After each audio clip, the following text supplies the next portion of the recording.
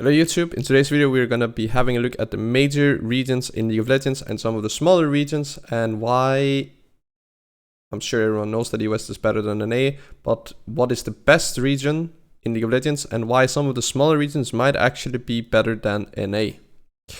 So first I've decided to take a look at the player base on each of the regions, and on US as of right now, 1st of August. 3.5 million ranked players on US, 1.7 million on NA, 3.9 million on Korea, and 1.7 million on Northern East. Then in terms of the Challenger and Grandmaster spots, on US, NA, and Korea, and also the Chinese super server, it is 300 Challenger spots and 700 Grandmaster spots, meaning that top 1000 means that you are Grandmaster or above. And on Northern East is 200 Challenger spots and 500 Grandmaster spots, meaning that top 700 is Grandmaster or above. Now, in terms of what is the best region, just having a look at the player base, EU West and Korea are kinda close, whereas China has more players simply because China is just a really big country. And that's why they created the super server. So in terms of which of these regions are the best in terms of solo queue, they actually depend a lot on pro play. Typically it would be Korea having a slightly favored solo queue system because a lot of Chinese players are playing on the Korea server, and then second it would probably be the Chinese super server, and then US would be third. But it actually comes down to where is Worlds held at, as well as where do pro teams decide to bootcamp. And mostly that is in Korea, but sometimes it is in EU. So rank 1, 2, and 3 basically depends on where is Worlds held at and where do people go to bootcamp, such as like high-elo streamers or simply pro player teams from other regions.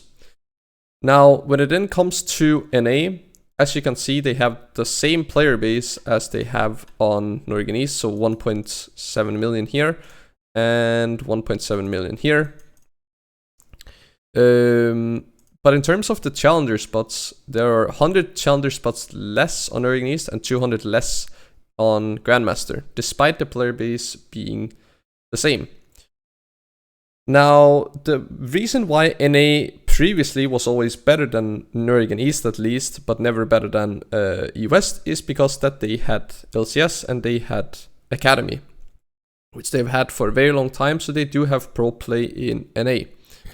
They also have some of these university or college type of tournaments. I'm not sure how competitive they are, if they're any good, what the ranks are, but it gives them another kind of try-hard competitive environment, even if the level is not at the highest. Again, I don't know, I haven't looked at it because I really don't care too much about NA, especially university teams or college teams.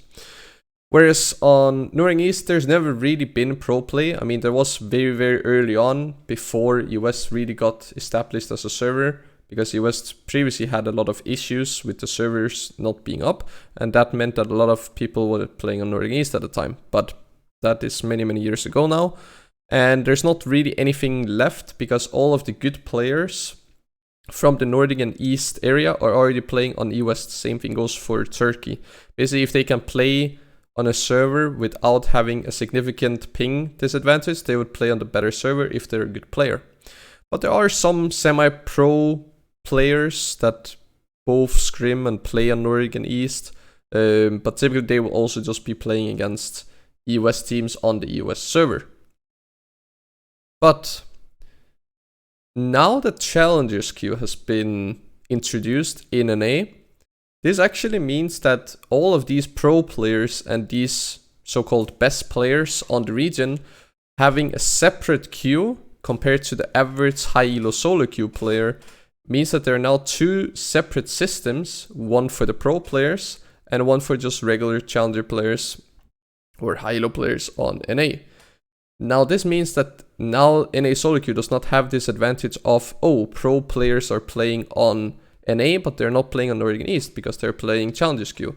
Now I know that Challengers queue is not open for the entire season, it's only for some months or whatever, but still there will be some months where challenger skew is there, and that significantly weakens the NA solo queue ladder. On top of that, a lot of NA teams, because they have these pro teams, they decide to bootcamp in Korea, or some even in US.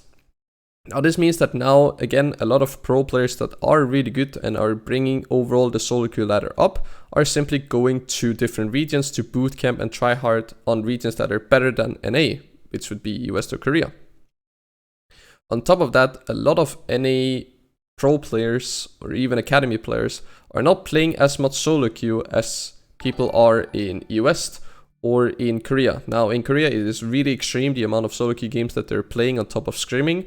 On US it's a little bit less than Korea, but still a decent amount of solo queue games, whereas in NA a lot of players are not really playing solo queue to try hard or taking it too seriously, because they're just being paid an insane amount of money to play scrim games and states games, so they don't really have the motivation towards playing solo queue. Now I don't know if this is the actual truth, but just the numbers are not the same. So this actually means that Norwegian East kinda became indirectly better, because that NA simply became weaker. It's not that Norwegian East is a good server or it became any better, it's just that NA became weaker, and in terms of the player base, we've now seen that Norwegian East have been gaining a decent amount of growth. Could be that a lot of US players are going to Norwegian East, because there are definitely a lot of them, but still, it overall will bring the solo queue ladder up. And now on top of that, with there being 300 spots less in terms of high elo, Grandmaster and Challenger, that means that it's more competitive on Norwegian East compared to NA. So if we do decide to take a look, here we have the NA solo queue ladder. And we go and say, what is the Challenger cutoff on Challenger on NA? And it is around 790. Now, if we then go ahead and do the same for Norwegian East, but keep in mind we only take top 200, we are at a very close point where it's 764. If we then take Grandmaster, it should be top 1000 and top 700.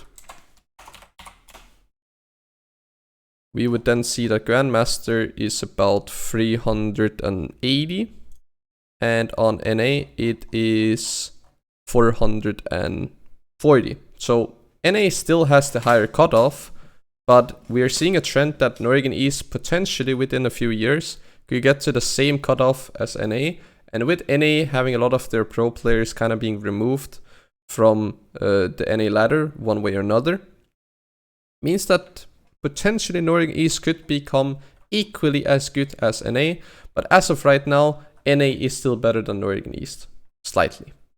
But in terms of the best regions, it would probably be Korea or China, then EU West, but again, depends on where Worlds is and where people bootcamp. Then it would be a region such as NA, and then Norwegian East would come in 5th place. But in terms of the top 3 regions, there's not too big of a difference, whereas on, basically, top 3, there's not a big difference between 1, 2, and 3 in terms of the 1st, 2nd, and 3rd spot. But the drop between the 3rd and the 4th spot is significant, because if we do take a look at the numbers, it's 3.5 million, 3.9 million, and 1.7 million. So we essentially have double the player base, and we have better pro play, and even semi-pro play. And that just means that it's a lot better solo queue system that we have. And then the difference between NA and Norwegian East, again, is just smaller. It's not a big difference. And yeah, that's basically having a look at the solo queue system on different regions. So yeah, if you enjoyed the video, remember to like. If you disagree with the fact that top 3 is Korea, US, and China, or that Norwegian East is significantly worse than NA and it's not even close or comparable, then leave it in the comment section down below. And then otherwise, feel free to subscribe so you don't miss out on future YouTube videos. And then I just want to say thank you for watching, and I hope to see you guys on my next YouTube video or on my next live stream on Twitch. See you guys.